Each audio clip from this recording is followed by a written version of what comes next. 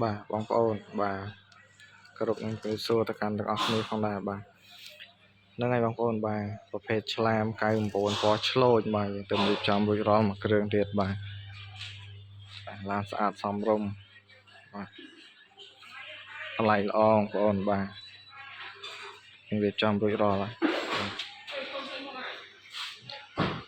ពណ៌ប្រផេះបងប្អូនយើងហៅឆ្លូញណាបាទបងប្អូនអាចមើលសិនបានសាច់ក្នុងឲ្យស្អាតបាទ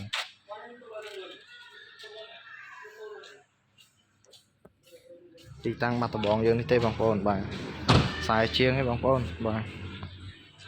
ចំណាប់អារម្មណ៍អាចតតងបានបាទឆ្នាំ99បាទ ABS សិនបបលេខស្អាត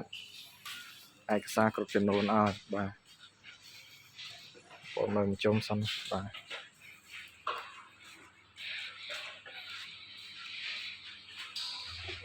បាទស្រឡាញ់ចង់បានតតងមកបានបងប្អូនបាទទីតាំងបាត់ដំបងយើងនេះទេបាទខ្សែជាងឯងបងប្អូនបាទត្រូវការតតងមកបាទ